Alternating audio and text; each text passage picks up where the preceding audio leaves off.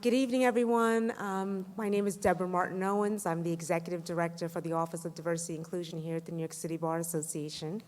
And I welcome you to our annual, yes, I say annual, Hispanic Heritage Month celebration. Please, everyone, give yourself a round of applause.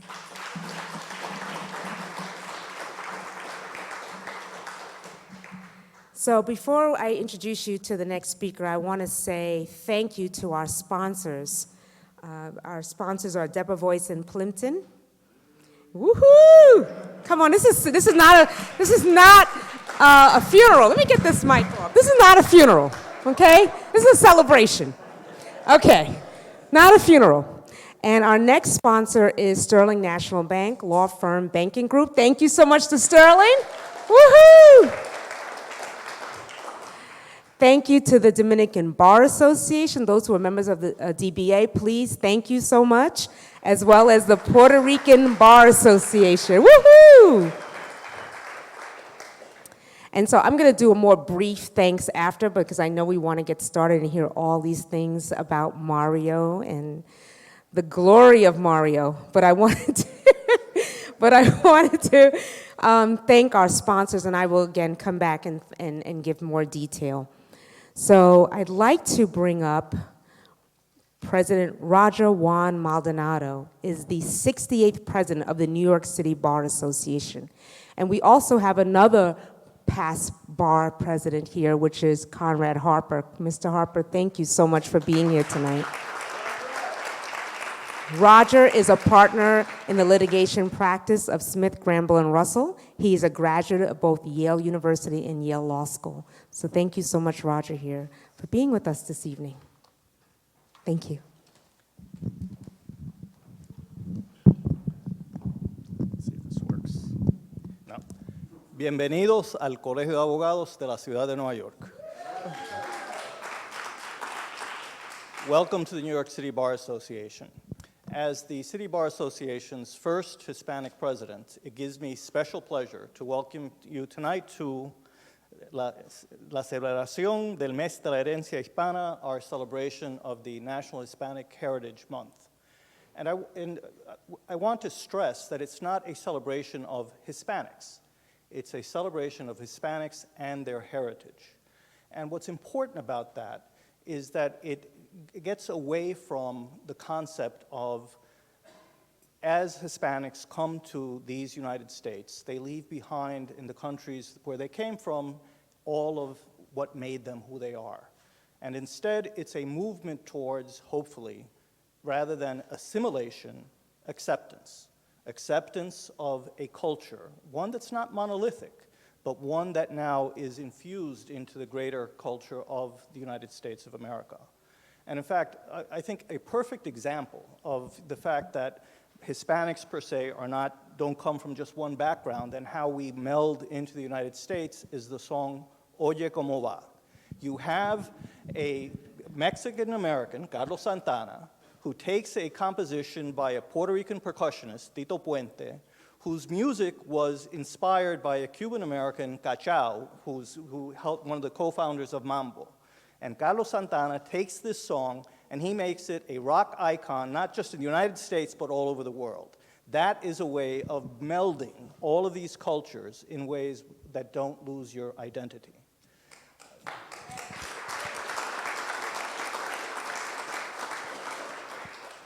Another very good example of how it's impossible to make people forget, who they are, where they came from, and it's counterproductive. And New York City, as well as other educational institutions, have moved from the cultural wars of opposing bilingual education to the point of it's now not just bilingual transitional education so that a child who speaks Spanish eventually is able to speak English, leaving behind the Spanish. Now you have dual language programs. And the idea behind these programs is you put in one classroom children who are native Spanish speakers, and actually other languages also, with native English speakers who are not familiar with either the language or the culture of the other children in their classroom. And they both learn together, English and Spanish or the other language, and the cultures of these two This tells me that we're meeting right now. And they learn together about these shared cultures and shared languages in ways that allow all of these students, not just the native Spanish speakers, to go out into the business world later and actually interact with a much larger international community. Now, we know that at different points in the history of this nation, including the times that we're living through now, this country has not been open to new immigrants and new cultures. And I will leave to Mr. Baeza to explain how he has made it through a process that can be challenging. But I can tell you that here at the City Bar Association, we are committed to not only increasing the number of attorneys, persons of color who seek to become attorneys. It is our goal, and it's a long-term effort that rests in Deborah's hands in great part, to ensure that the number of Mr. Baezas, the leaders of attorneys who not only become attorneys, but lead their firms, lead their organizations, increases, so that you have, not just in firms and companies, but in all aspects of the profession, attorneys from diverse backgrounds working in and for their communities to improve them for all concerned. I really hope you enjoy tonight's program. Thank you, Roger. This is why I love the City Bar. My first president is Puerto Rican. How wonderful is that? So next I'm going to bring up Michael Blair. Michael Blair is the firm's, Debevoise Plimpton's presiding partner. He has served as lead counsel in a host of major M&A transactions, advised senior executives and board of directors on governance matters, and handled security transactions for clients across a range of industries. He received his BA from Yale University, and his JD from the University of Chicago. Mr. Blair is director of the Partnership for New York City and of the Leadership Council on Legal Diversity, a trustee of the Smith Richardson Foundation, a member of the Economic Club of New York, and a life fellow of the American Bar Association. Michael?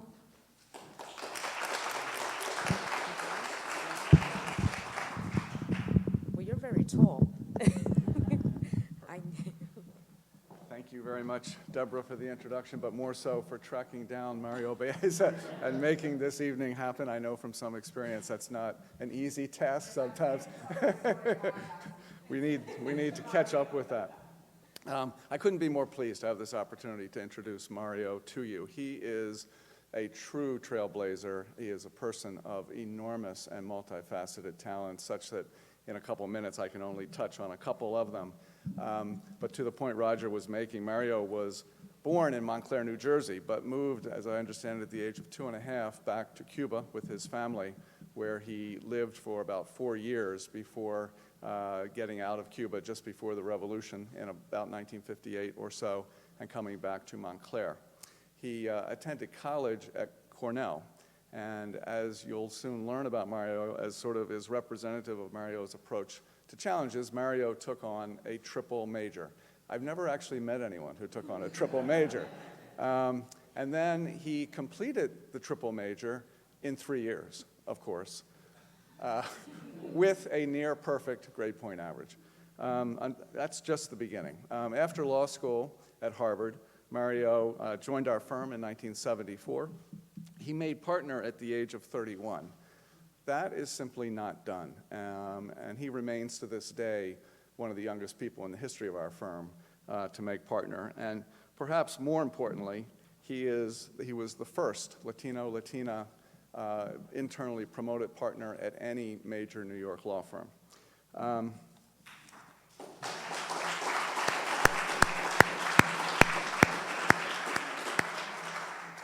As a young new partner, Mario left an imprint on the firm of a completely disproportionate size to that of most of the rest of us.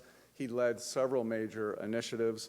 To mention just 2 examples, he was really a pioneer in the 1980s on behalf of a new private equity client that he brought into the firm called Kelso in the use of ESOPs, employee stock ownership plans, to defend against the hostile takeovers that were erupting in the late 1980s.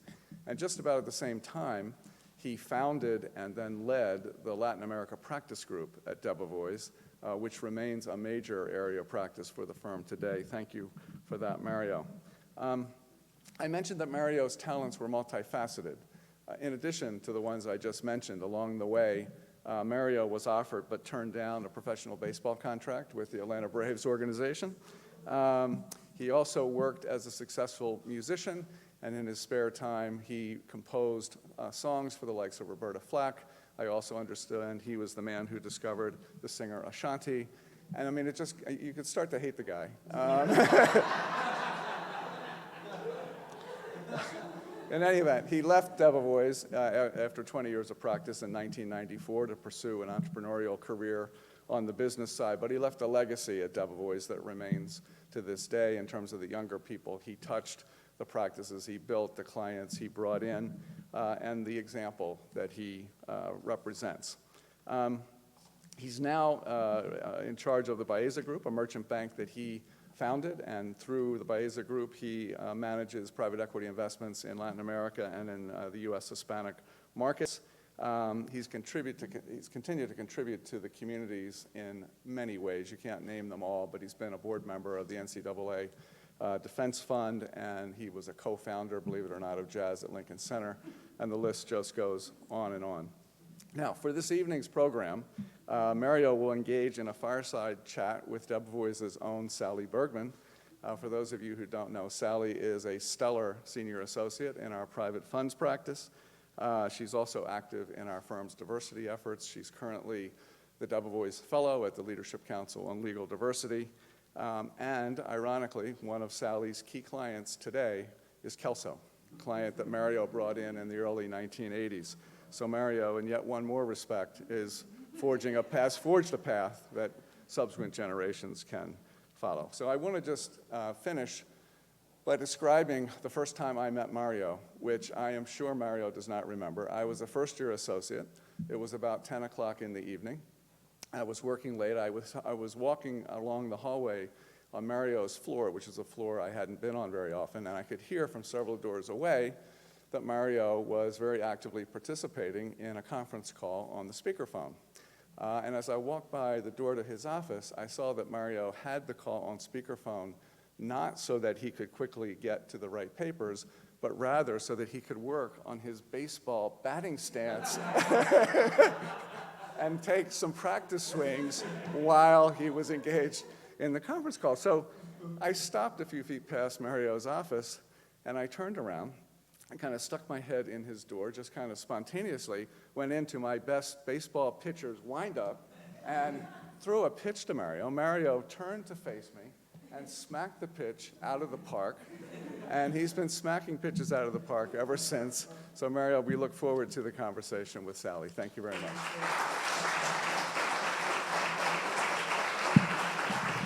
Thank you so much. First of all, thank you so much, Michael, because I was wondering who was going to introduce these two lovely people, and you did it. Thank you.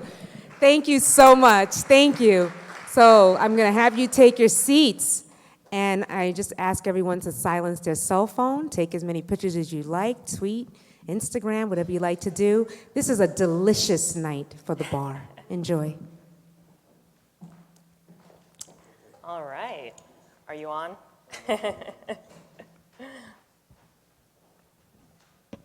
Okay. Well, Mario, thank you so much for being here. Mario and I had the good fortune of having lunch together last week, so we had a little bit of an introduction to one another, and I just got the tip of the iceberg of some of these fascinating stories that others have heard, and we're going to dig a little deeper. So I think to start, I would Fun. Yeah. To start, I think it would be good to just hear a little bit more about your childhood, your beginnings.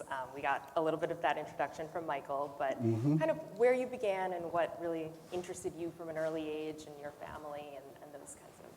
Wow. Yeah. Well, I guess it all began for me really in Cuba, because my earliest recollections were in Havana. Well, right outside Havana, Guanabacoa, which is where we're from. Really, a great part of my family is from there, and still is from there. And, you know, when you leave I was almost 7 when we left, you really do leave a big part of you behind. I mean, we left our family behind, basically. And my father, who was a professor,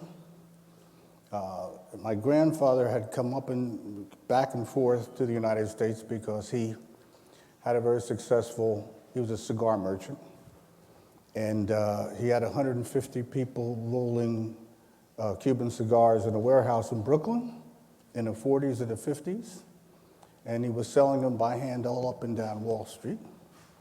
My father went also to Cornell University from Cuba, ended up getting his PhD in economics, returned to teach there before we left in '58.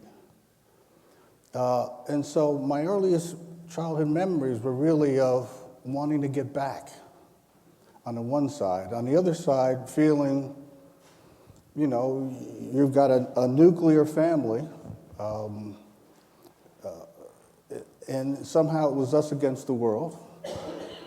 And I was put into Catholic school when we got here. And of course, there were no children of color in the school. And I remember my father pulling up on the first day of school, and he said to me, "Whatever happens, don't let anybody call you boy." Ooh, okay, don't call me boy. And he gave me a couple other names, don't let anyone call you. And he says, and if someone does, punch him in the mouth. Now, I was little, I used to love to fight, so for me that was like a license.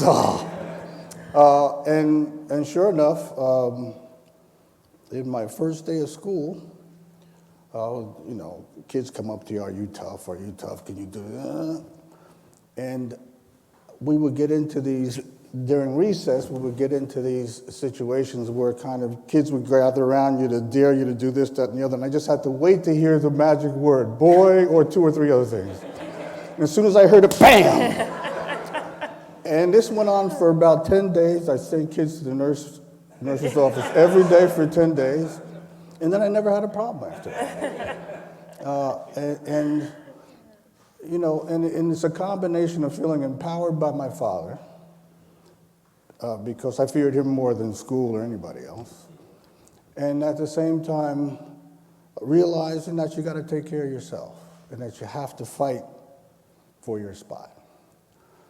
So that was, from a formative point of view, kind of where it all begins for me, and then the story kind of unfolds. And so what kind of inspired you or motivated you to ultimately go to law school, become a lawyer?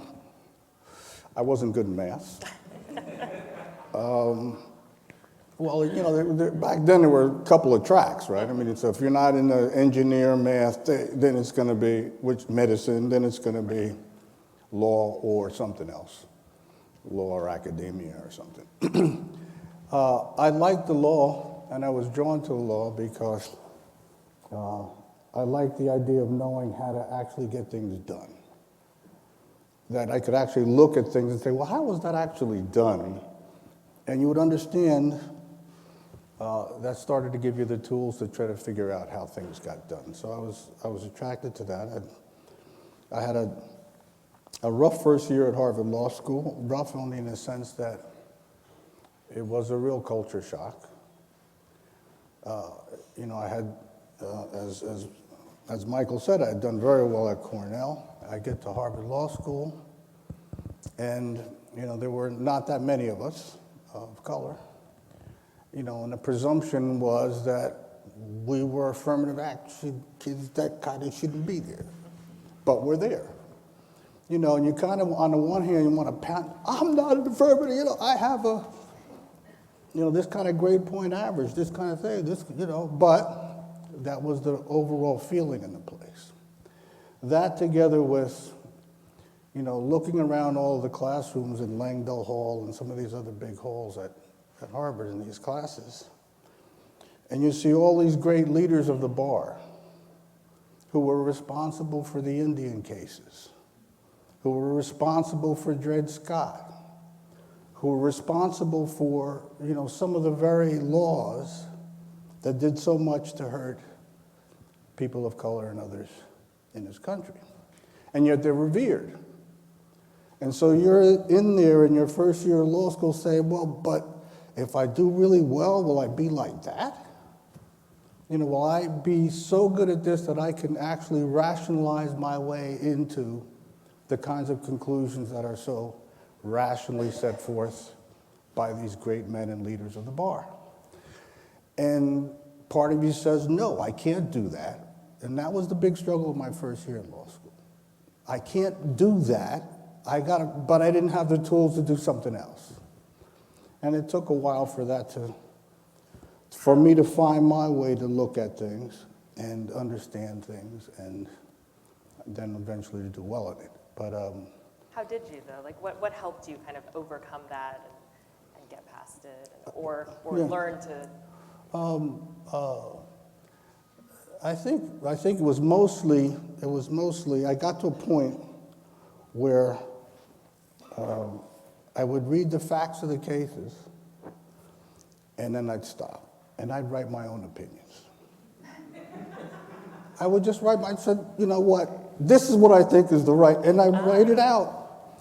And I'd start to compare, and you'd see, wow, that was the minority view in the case. But I'm not far off. And that gave you confidence that at least trying to pursue your own way of looking at the world could still be thought of as scholarly and analytical, and not emotional and et cetera. So I think that helped. And I really did do that. I actually would read the case and sit down and just think about it and write out what I thought was the right result. And you got to a point where you could get closer and closer to what the outcomes would be, in a way that you felt preserved your own sense of self, which is what I was trying to do. So you graduate Harvard, and your first job out of law school is with Debevoise. What was that experience like, just being an associate of color at a law firm in New York, kind of straight out the gate? You had some of those experiences in law school where you were grappling with kind of being the minority and one of very few people like you, and then in your professional career, kind of at that beginning stage, how was that experience? Well, it was for me exhilarating. I love the firm, and I think for me, and I think for many, the most important decision you can make is trying to find a place that has a culture that would allow you to be yourself. It never occurred to me to try to fit into a culture that was other than my own. What I liked about the firm were a bunch of things. One, this idea that you could have interests that go beyond the law. And so you had partners who wrote novels. You had partners who, had done undersea diving and done books on it. You had partners that were involved in other things, and that was looked at and rewarded. And that being a musician and being lots of other things, that felt okay. That felt good to me. Second, it was a meritocracy. When I did my interviewing, you're very concerned about how important is it for you to be in the country club or into this or in some social gathering, in Greenwich, Connecticut or on the Upper East Side. And in some firms, that's very much important. I mean, that is part of where things happen. And I knew that wasn't going to be where things were going to happen for me. So I needed to find a place where that was not important. And Debevoise was such a place. Partners lived all over the place. They had a real intellectual interest and curiosity, a real sense of fairness and openness. I remember skipping forward a little bit when I first became a partner, and we used to have partners' lunches every Tuesday. All the partners would gather around. I don't know if they still do. They still do. It's a strong culture. And, you know, and you would talk about all the new matters and then what was happening in the different areas of the firm. And this was recruiting season. I had just become a partner. I had done an all-nighter, working on this deal. I went to my first lunch, and there was a report on how we did so far in the recruiting season. And it was, well, we did very well at Harvard and Yale. We got so many offers and so many acceptances, just all the statistics. And I remember the first question I raised my hand and asked was, how do we do on minorities? and partners, this is early 80s. Yeah, partners fumbling around. Let me see. Well, I know we saw one. Let me see. and what was gratifying about it was, in the next partners' lunch, and in every one thereafter, I was included as part of the discussion. We had, you know, so many women, so many men, so many from this school, so many from that school, so many minorities, da da da da da da. And that's very much, to me, was the fact that as a first-year partner walking into my first lunch, I can even ask that question. And then to have it be respected and acted upon as it was. I liked it. Yeah. I liked the firm. A lot of that is still very much true to this day, for sure. What I'd also like to talk about is kind of your entrepreneurial spirit and some of the initiatives that you really started at Debevoise. And I think we got a little bit of the context on how you felt comfortable actually starting those, but hearing the stories, particularly around the Latin America group, would be really interesting. Okay, you know, we used to have, when I was first an associate, both Eli Whitney Debevoise and Francis Taylor Pearson's Plimpton were still partners and very active in the firm. And Whitney, at every firm dinner, firm get-together, whatever, would always talk about how he started a firm in the middle of the Depression and what he was thinking about. And I mean, this just became, but it was repeated almost to the point where everybody could repeat it with him. But it was for all the new people that came in, and it was such a fundamental part of building a culture and keeping a culture.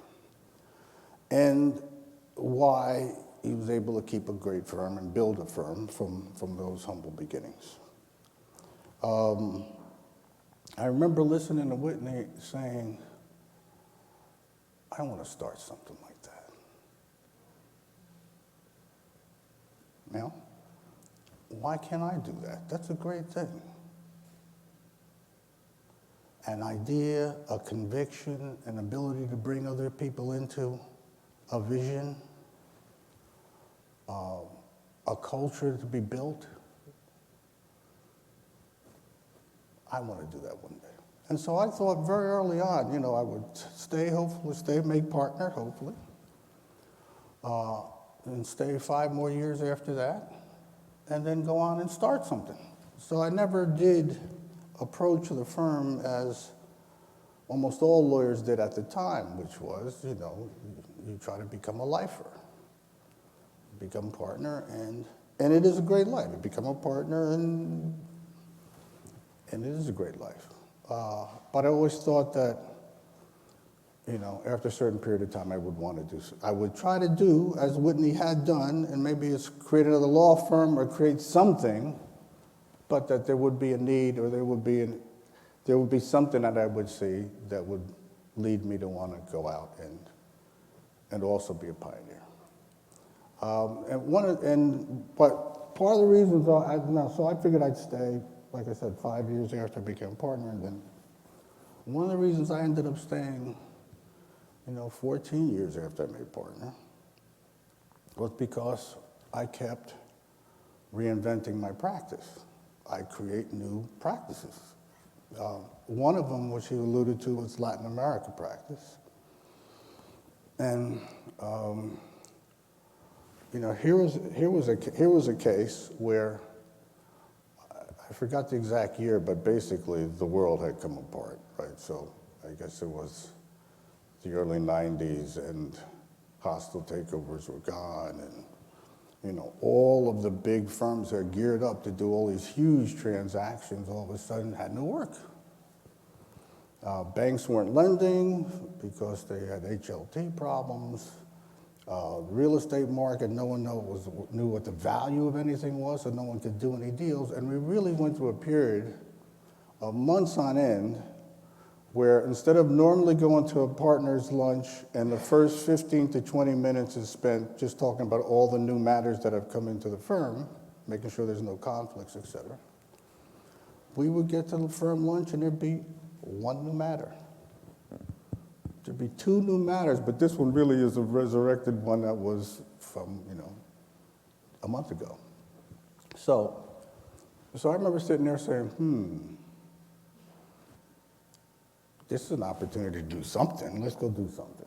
And I remember reading up, and I remember coming to a conclusion after having read a whole bunch of things that I was interested in, that every time since the late 1800s that the United States went into a major recession, major financial crisis, the bankers discovered Latin America. I don't know, it's uncanny, but they blow this place up and they look around and they go, oh, look at that Mexico.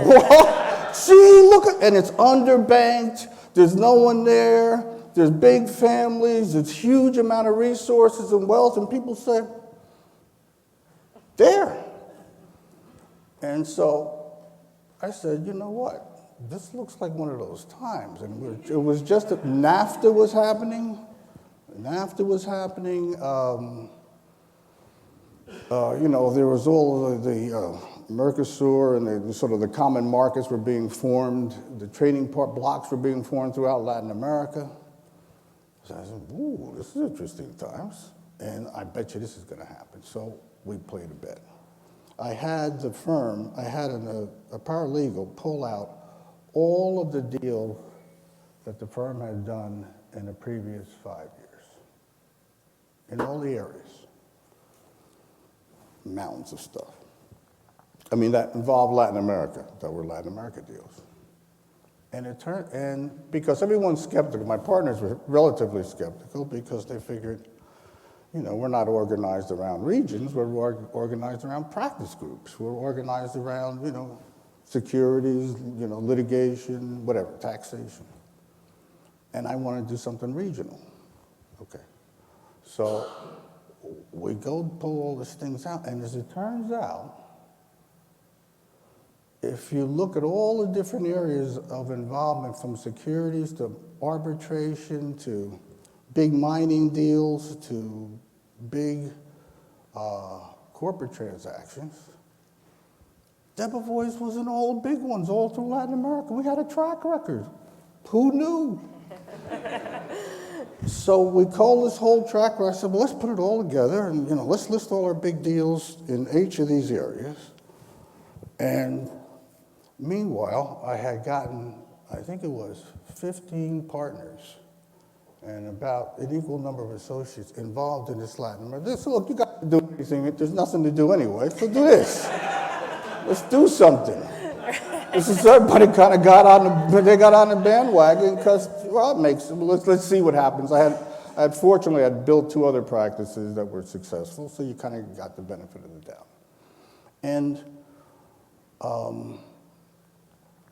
my thought was, gee, if this is a burgeoning area and you're going to get a chance because of NAFTA and other things to go in and talk to boards and talk to the C-suite folks, I can't tell you if what they're looking for is project finance or corporate finance or, merger work. I don't know what it's going to be, but it's probably going to be in one of these areas, and I want to have a partner and some expertise in each.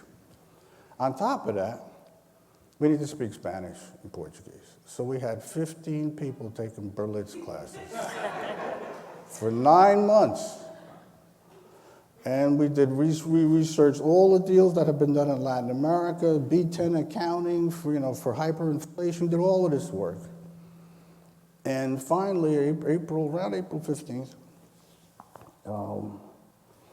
I had convinced their presiding partner, Bill Madison, to send out a letter saying that the firm had decided to start a Latin America group under my leadership with a list of our transactional experience and all of the partners and associates in the group in their areas of expertise, which was unheard of, because it's like a business plan. It's like, what? And, amidst a great deal of skepticism, he did it, and he was very supportive. So we sent this thing out. This was a Thursday, and I remember coming in at Friday at about 10 o'clock, which is my normal hours. Well, that's another thing. You got to find hours that work with you. So I'm a musician, I'm up late, we have to figure this out. So 10 o'clock was my kind of starting time. And I come in on Friday and nothing, it's quiet. Monday, it's quiet. I heard a couple of things from a couple law firms. Tuesday, I come sauntering in, figuring, we'll see what happens. The phone is ringing off the hook on every floor in the firm. People are calling in from Latin America, major companies. Wow, we didn't know you guys had this expertise. We're down here with Sullivan and Cromwell killing us, and we need counsel.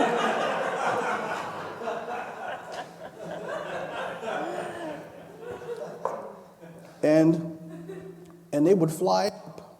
Can we come see you? I said, sure, come see us. And they would fly up the owner of the company or the CEO or whatever the company, plus his top lieutenants. And invariably, they spoke no English. Back then, the top companies, zero English. And so they'd come and we sit down in the conference room, and I'd have 4 or 5 partners with me, 3 or 4 associates, and we'd talk in Spanish. And it was so hard. It was over. It really was. Because they're like, first they're like, haltingly trying to get out their concept, talking to their, how do I say that, And then as soon as we said, no, habla en español. Oh! They relaxed, took their tie off, and became friends and clients. And sure enough, we were able to build an extraordinary practice, really with the help of these partners. And it was amazing. It was amazing to see you'd invite a partner in, and because we had done all the work, we knew, whatever the topic was, we had actually studied it. I had economists come and lecture. This is 9 months of study we did without even trying to go out. And at the end of that time, we were like on it, right? So, what happens? This is very interesting, and it's also a lesson to me. So we get out there, and it becomes the big thing. Bam, Latin America, holy mackerel. So meanwhile, Cleary, Gottlieb, Sullivan and Cromwell, all these deals that we've been talking about, those guys were on the other parts of the deals. They were on the same deals. So they also had track record. They also had, and they're like, how did we not think of this? And I will kid you not, within 3 weeks, all the major firms launched a Latin America group. Put all their list of clients. It's just, brazen how they just copied it, but that's all right. But we had the lead. We were the standard, and we had Spanish speakers and Portuguese speakers, and that made a big difference. That was hard to catch up with fast. So anyway, that turned out to be something that we could grow over time, and a very rich and diverse kind of practice, because for all the reasons I said, it's project finance, it's securities, it's ADRs and listing on the stock exchanges, figuring out how to do, funds work with sovereign bonds and all. I mean, it's just amazing. So the trick there for me was not being in the box of I do this. It's the opportunity, and you look at it and say, you know what this needs? This needs kind of this. You need these things and these people, and then you got to see if you can get them on board.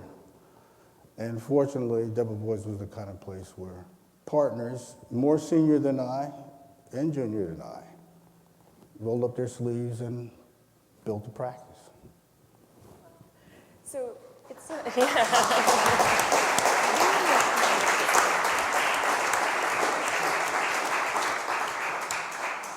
it definitely shows that you had a wonderful time at Debevoise and really had a huge impact on the firm itself. But at what point, and I know it came 20 years into your time at Debevoise, Yep. but at what point did you feel it was time to make the jump out of the law firm life? Right.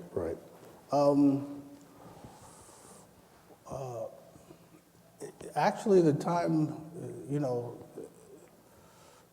if you're open, there really is a time. The hammer comes down and says, and in my case, it was right at the point where the law and the profession of practicing law began to become more business than the profession itself. And I don't mean that it's the natural, but this part of it was the leftover of the hostile takeover era. And why do I say that? Because, all the time I was an associate, until we got the hostile takeovers, really, there was a such thing as client loyalty. And so you were loyal to your clients, and your clients were loyal to you. Unless you really did a miserable job, you kept your clients, and you grew your clients as their business grew. And then with hostile takeovers, all of a sudden, if you happen to be representing the winning bidder, you got all the legal business of the client, of the takeover client. So imagine this, you have a general counsel, a whole internal legal department that's been working for 60 years, 100 years with Davis Polk or Cleary Gottlieb or one of these great firms. And overnight, it's like, you've been fighting us and you lost, and now one of the consequences of not only is that management gone and new management is in, but now their lawyers are coming in. And so these people have no loyalty to you. It's quite the opposite. They don't want to turn over all their files. They don't want to talk about all their history, stuff that they've lived with these other firms. And so what begins to happen is they, no love lost. They say, well, we can figure out how to do this cheaper. Why don't we use, these lawyers and law firms in Cleveland to do this work, right? Why do we have to have these big New York lawyers do all this stuff and be everything? And let's slice and dice. And so you started to see the rise of the general counsel. And then all the big firms that used to be the big firms now are just one of many big firms servicing that client. That happened to us with American Airlines. That happened with a bunch of our clients. And it was because of this phenomenon. And that for me became a lot less interesting. And it felt like, okay, the game's changed. It's a new game. And so the decision I have to make is, do I want to get a new game? Do I want to relearn this game or just go and do a new game? And the answer was, let's just go do a new game. And so then, can you talk just a little bit about what you've been doing since? So there's been a lot of different paths that you've taken, Whoa. but.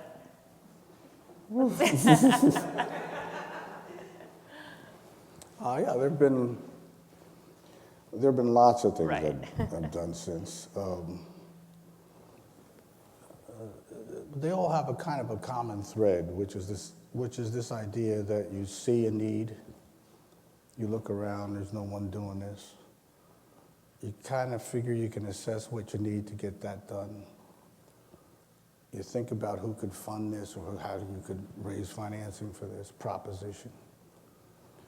And then you start putting it together. I mean, it's first, there's a fairly heavy period of real research on my own part. I like to kind of just get all in it and understand it, so I got it, you know. And then you can find a little path. That way of thinking has led to the founding of a lot of things. We were sitting around a lunch table at the Four Seasons with Gordon Davis, great lawyer, with Nat Levenslaw, who was the president of the president of Lincoln Center at the time, with Wynton Marsalis, who had just won the Grammy for the best classical album and the best jazz album in the same year. And we were having lunch. And I remember saying, casually as we talked about a jazz program we had over the summer called Classical Jazz, I just remember saying, why is it that jazz, which is the quintessential American music, is not represented in the quintessential halls of culture and music in the United States? And it's a simple question, right? And Nat Leventhal said, you're right. And of course, Wynton was, yeah. Gordon Davis says, I know the folks from the Irene Diamond Foundation, we probably get a grant to start this thing off. There we go. And then it was the work, and, you know, and years later, you see something that has blossomed at the Jazz at Lincoln Center. We ended up raising $125 million for jazz. And it really is an institution. I was the first chair of the education committee, and we decided the same thing. Well, let's invite the people from Juilliard over here and say, well, why aren't you doing jazz, right? And lo and behold, why aren't we doing jazz? And because Wynton had such legitimacy because of his artistry as a classical trumpet. I mean, you got to use that. That was the hook. That was the thing we had. So let's play. And you know, last I looked, Juilliard had a full-fledged master's program in jazz at Juilliard.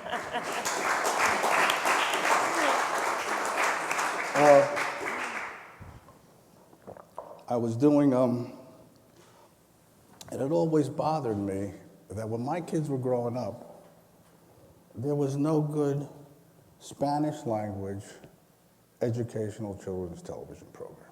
None. You know, you'd have to go to Sesame Street, go to PBS, go. I said, this is terrible, because I want them to watch TV and watch educational TV, but why can't they do it in Spanish? Why can't we? And it was literally no offerings. And so I remember when I was asked to go on a board of Channel 13, and I didn't have time because I was doing Latin America project, but I started reading up, and it turned out that all PBS and all the PBS stations were given two digital channels, 348 PBS stations. They were each given two digital channels so they could participate in the digital conversion. And I remember I was flying on the plane reading through this, and I looked out the window and I said, what are they going to do with two extra channels? They can't raise the money for the one they have, right? So more telethons, and no, what are they going to do? So I went back to the folks at WNET, and I said, you know what? Why don't we do a PBS-style, high-quality, Spanish language national television network? And we'll just hook up all the digital channels of all of these, you know, this second and third channel they have in mind, and go just start with the key markets where most of the Latinos are. And, 14 cities, we get 60, 70% Latino population, and we have a channel. And we did it. It took a lot, it took years. That took years to do. It was very, these things all sound easy, but they're obviously very hard.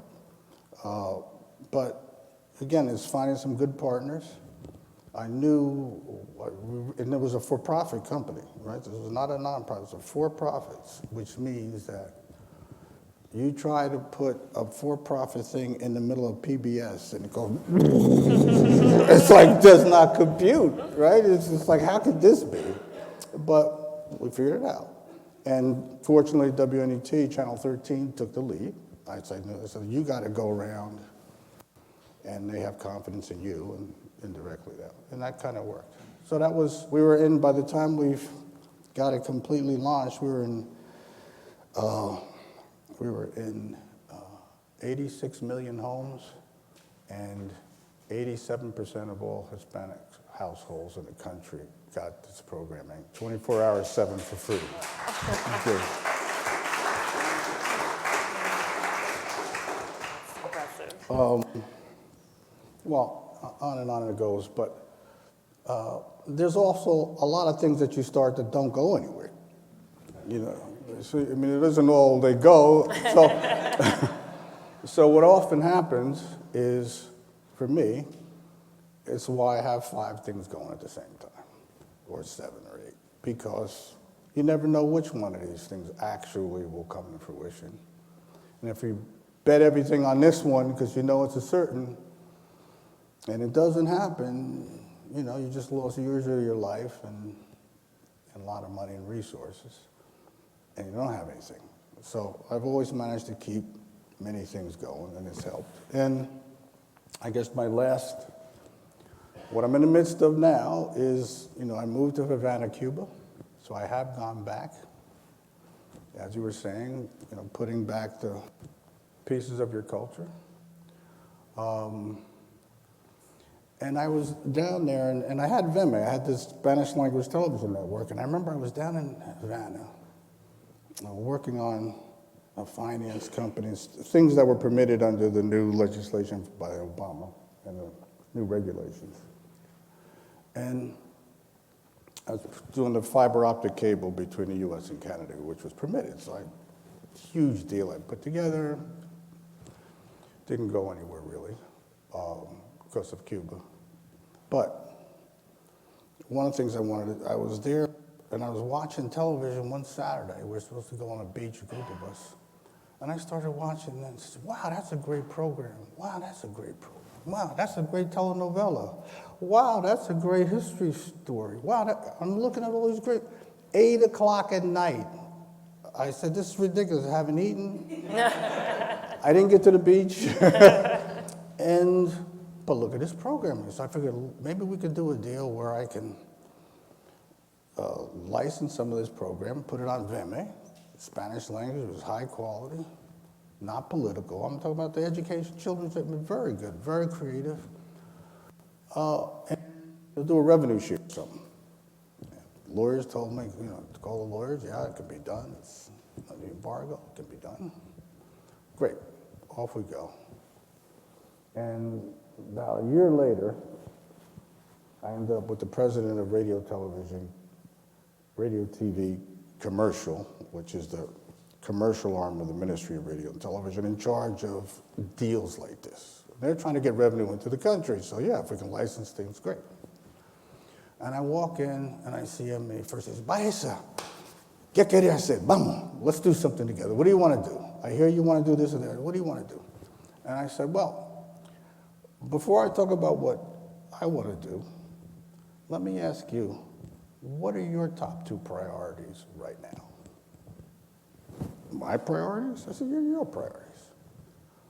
He says, well, my biggest priority is I have about 500,000 hours of original Cuban television and radio programming that's in analog form and is wasting away because it's not being maintained in any kind of decent conditions.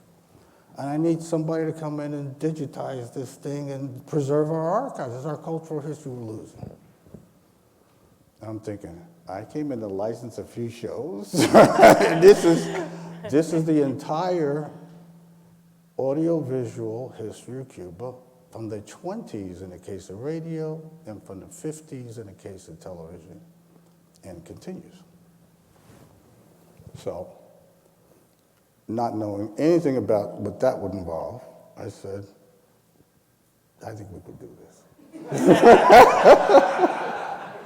Literally. And that started on an adventure, which is now 3 years old. But we did sign an agreement, long-term agreement. I did buy all the equipment to do the digitization. All the different formats you have to have for over the years, you know how things go from this kind of format to that, to records, to 78s, to 45s, so there's the 33s, all the way up to the present. Have all those machines. And we've just started the process to digitize. Now, I bought all these machines, long story short, but I'd known the owner of this company that was getting out of the business, so I was able to do a very good deal. But those machines have been sitting either in a container or in some lease space for 2 years, because although it is a priority of the government to save their archives, they can't find a place for us to put the thing, put the equipment and set up the machines and get them running, right? Because we need electricity a certain way. We finally got that solved. But but it was very frustrating, and in the process of going through all of this, and you have to step back. And at least every night I was going out and I was going to seeing the Cuban ballet. I was seeing great music, jazz, dancing. It was just. And I said, you know what? I'm driving myself crazy because I can't get a location to get this stuff in after many fits and starts. But we're losing the archives of tomorrow. Look at this. We should be, who's filming this? Who's filming that? Who's recording this? Oh my God.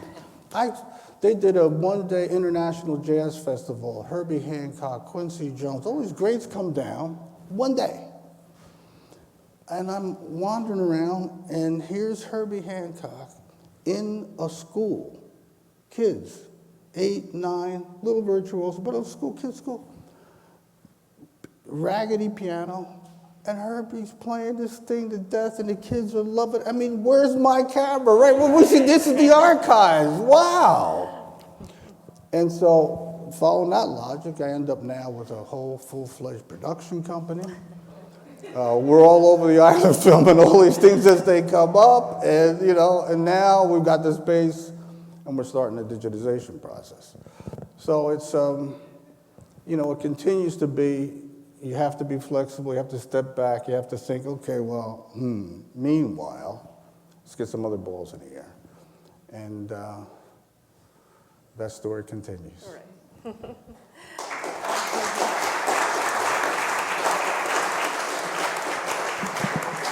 There's so much to cover, as you can see. So Sally and I met Mario last week, Monday, for lunch, and I felt like I had to run to a 2:00 meeting, and I was like, I feel like I'm leaving, my future in terms of trying to figure this all out, this thing we call life.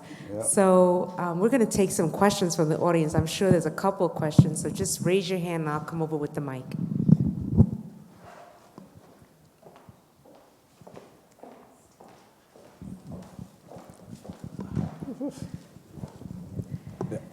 Mario is a friend of mine for many, many years.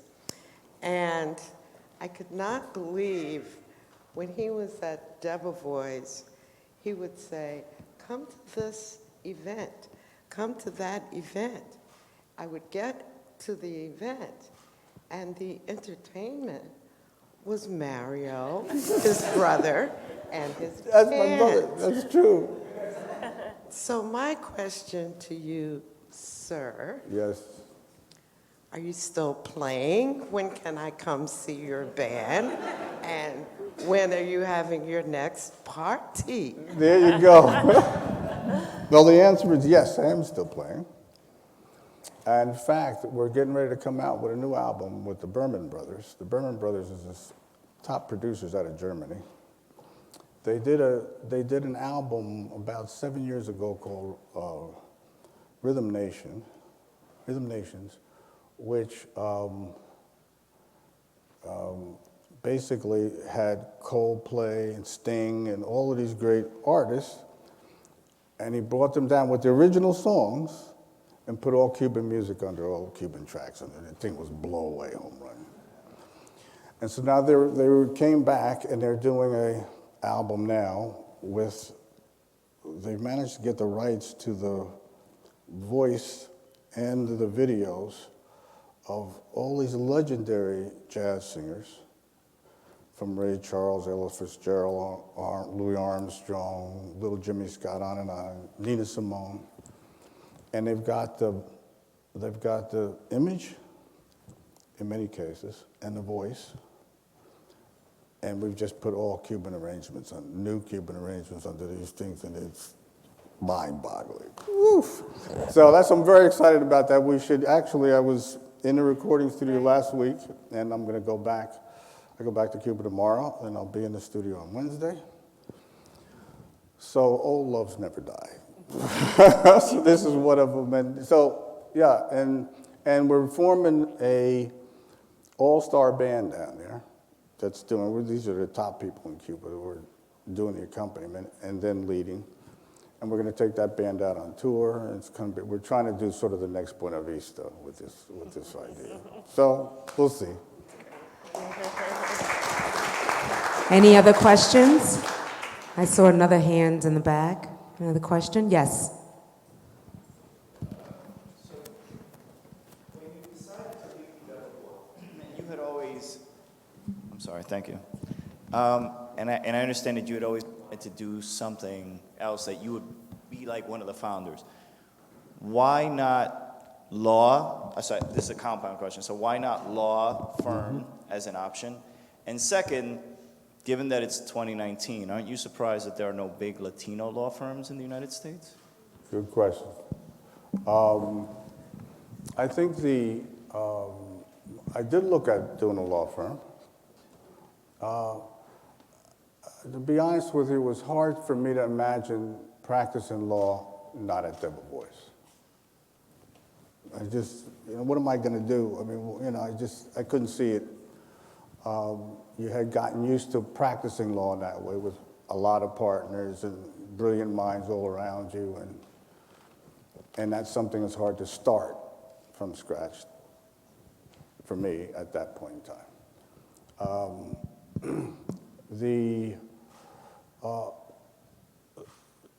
I am surprised there aren't bigger Latino law firms, or more of them and bigger ones.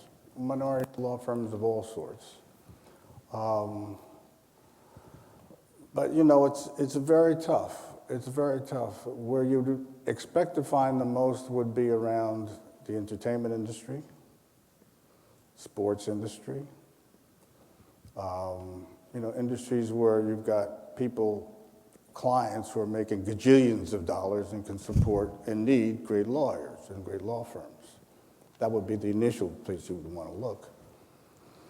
And yet, it's a very hard club to break in, as they're finding out, because there's a whole culture there of intermediaries that are all connected, including the lawyers and the accountants and the managers, and it's a whole.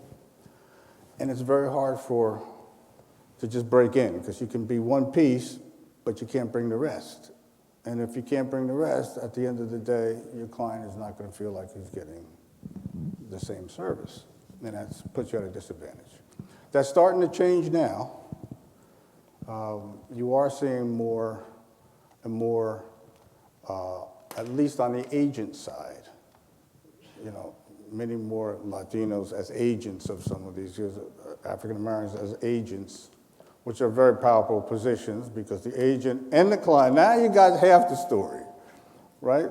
And so if that trend continues, then I would expect to see law firms next. That's how I would look at that, because that would be another piece to the puzzle. But now there's enough there to grow a real business and grow a real firm. But it's a challenge. It's going to be hard. Other questions? Yes, I have a question. Yes. So I'm part lawyer, part head of diversity, part archaeologist. And so one of the things that we found in sort of our research for you is that you did a movie here, because he was chair of minorities in the professions in the early to mid 90s. And your film is Don't Be Shocked, Be Ready. So I want you to talk a little bit about this film that unfortunately I haven't been able to digitize it, but I plan to do it. I'll give you the copy. We can do that. I'll follow him to Cuba. But let's talk a little bit about the movie. Yeah, this was, again, it starts with an idea. So we have this, it's the bar, Association of Bar, and I'm chairing this committee. And, you sit around with all these great minds, what are we going to do? And one of the things we were all lamenting was that it was still the case that many of the law students, 1Ls, 2Ls, and then, those beginning their careers in law firms really had no idea of what this is all about. And I will tell you, I had zero idea. None. Was a law firm, I didn't even know law firms existed. I didn't know there were big law firms. I knew nothing, right? Until somebody tells you when you're at law school, these are the better ones, or this is that, or this is how you look at them, and then you're just amazed at how these firms exist quietly in these buildings and have hundreds of lawyers, and just like, whoa. So, a lot of people, a lot of minorities in particular, are shocked by that. I mean, they just, wow, we weren't expecting, we don't know what's expected, no one's mentoring us, no one's taking the time to, we feel to some extent like I felt that first year in law school. It's like, well, I mean, there's one of me or two of me, and here it goes again. It's the affirmative action grant. It's the whole, all of that nonsense. And so we decided let's do a video. Let's do a video. Let's go around and interview all these partners in great firms and young associates in great firms and minority associates. Talk about their experience, how they're doing, and see if we can give them an idea of what this really looks like. And that was the goal. And everybody said, great idea, great idea. How are we going to do this? Where are we going to get the money?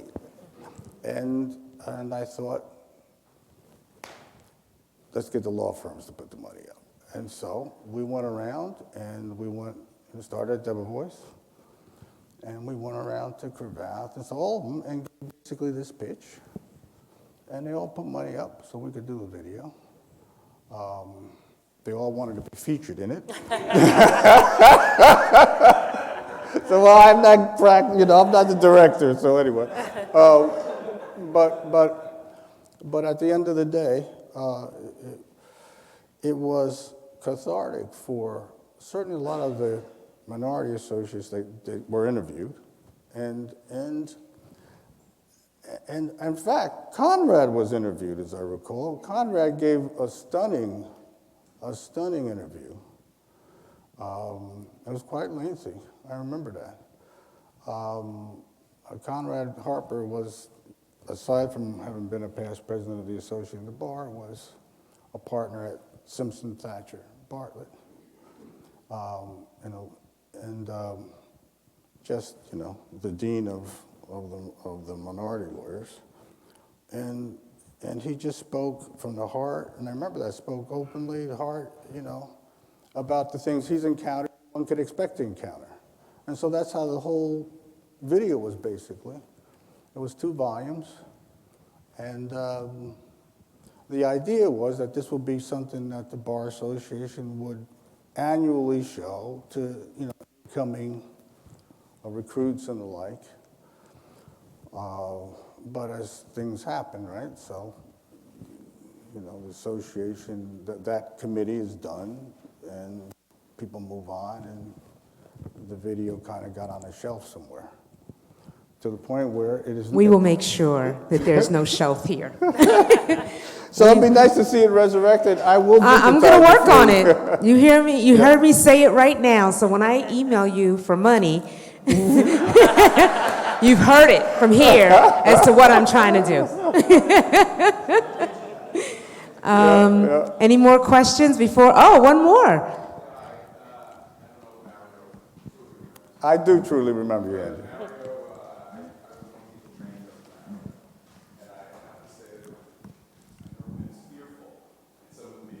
Mario held you to a very high standard, but I also never learned quite as much in my entire career. So thank you, Mario, for all the things you did for me.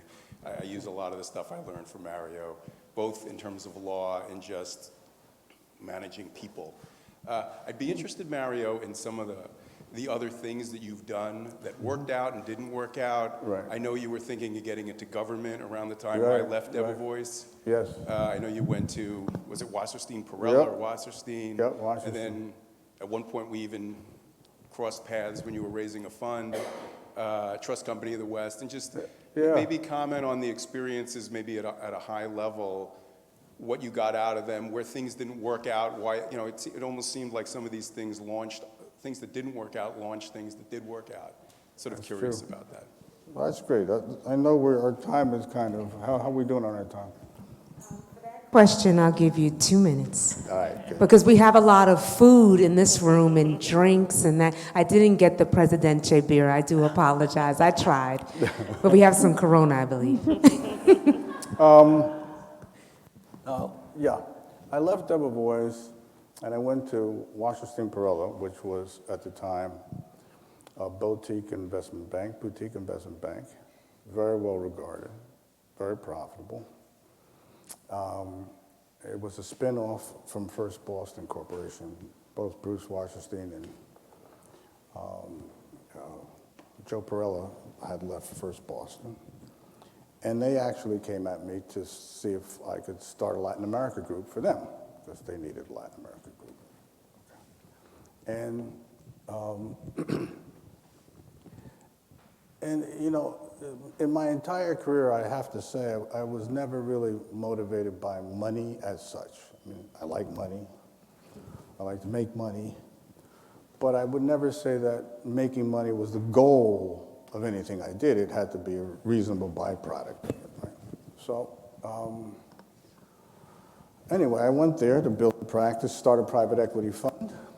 I had a private equity practice at Debevoise with Kelso and a bunch of other clients. So I understood the business. I understood the funders and the pension funds that put money up. I knew a lot of them. So I figured, hey, I'm in a good position. I know the people. I know the players. I know, I understand this. And I know Latin America, because we just had the Latin America group. So I went over there and I did that. I went in as a vice chairman. I went in as the president of their international operations. And this is classic Bruce. I go to do Latin America. And Bruce said, while you're at it, you should be president of our international operations. Okay, name, whatever. I had London, Paris, Tokyo, Frankfurt, and Osaka reporting to me. All hours of the day and night. But it was interesting. It was something different. But I remember in my first partners meeting at Wasserstein, really feeling, wow, in this place, it's all about money and nothing else. And it's not about anything else at all. It's about money. And for someone who doesn't have, you know, I remember reading a book by, I think it was Derek Malm or whatever, he was the head of hedge funds at Morgan Stanley, but he wrote, in one of his lines in the book, he said, you know, the people in financial services have one thing in common. They love money. Just money, for the sake of money. right? Just to watch the piles if it get bigger. You ask, why don't you have enough? Because that's not the idea. It's to get, that's what you do. And I've just felt alien to me, I mean, they don't want to hear about social things, or Jazz at Lincoln Center, or interesting things you might be doing. So, how much? and I remember then thinking, this is not going to work out too well. This is not the kind of partnership I was used to. And this focus was not the kind of thing that was going to make me feel like. But yet and still I did some great deals. I did the Embraer deal, which was the privatized national aircraft manufacturing company from Brazil, which now has 40% of the U.S. market for, a 100-seat jet and 75-seat jet, 50-seat jet. So that was really my deal, and I started that. It was good. I had a couple big successes. That was a rush. The deals were fun, but the other kind of psychic satisfaction that you would get wasn't there. So I wanted to leave that and do private equity, which is starting my own firm from scratch, and here's the voice of Whitney. And sure enough, I went out, and through a friend, I got an office in the 101st floor of the World Trade Center, and brought 3 or 4 people with me. I recruited, and we had to go raise this money. And I literally, for the first time in my life, had no salary, nothing. I had my savings and my credit cards. And I'm flying all these people all over to go to meetings to try to raise money. And, fortunately, we had raised about $150 million. And then I ran into Mark Stern, a Debevoise alumnus and client, who was then president of Trust Company of the West. And he said, Mario, we're looking to do private equity in Latin America. We have it in Asia and other places. You don't have it in Latin America. You already got $150 million raised. Can help you raise more, and why don't you join? And so we did. And I joined them, and it was a joint venture where it was a 50-50 joint venture with Trust Company of the West. And we did the management team. We basically raised just about all the money. And that went very well until the dot-com blow up and the whole world came to an end. And again, you keep thinking, gee, I got these great companies. And you sell to your investors, you say, look, Latin America's cyclical. It doesn't work like this. It's going to go, but the people who make money in Latin America are the people who hold. Can afford to invest, when you got that's how all the rich families get wealthy down there, is they pull their money out, then it crashes, then they come back and then they buy it. Everybody signed on the dotted line, yeah, all the pension funds, you're absolutely right, this is what we're going to do. As soon as that thing hit, give me my money! Jesus Christ. So how can, there's no sellers. What are you trying to sell now for? We got great companies. #1 rice and beans company in Brazil, #1 canned sardine, canned tuna company in Brazil. These things are going nowhere but up, which they have. Bought the Home Depot of Brazil. It's going to go through this because the economy goes through that, but do-it-yourself home stuff, that's going, and it is going. But they didn't want to listen. So that was kind of heartbreaking. They ended up probably getting out 60 cents on a dollar. I got permission for us as the GP to be able to keep our stakes in the companies, and our local partners kept their stakes, and they did very well, as you could imagine. So that kind of, but the idea of that becoming the first of many, many funds like that, that kind of was the end of that idea, because the market didn't cooperate, and you can see how fickle these investors are, And it's interesting. I remember when we first got in it, there was an Asia crisis, and we figured, Latin America, Asia. Well, when Asia blew up, all the investors wanted to get their money back from their Asia funds. And the guys didn't want to sell Asia funds because the thing was in the tank. So what do? They sell their Latin America funds to pay those guys. And so Latin America says, what is this? So you learn, But that was a good experience. So that was Washington, I was Trust Company West, and then after that I did the Spanish language network and a bunch of other things on the way, and ultimately ended up in Cuba. But that's the 2.5-minute version. Thank you. Thank you. Thank you. Thank you very much. So delightful.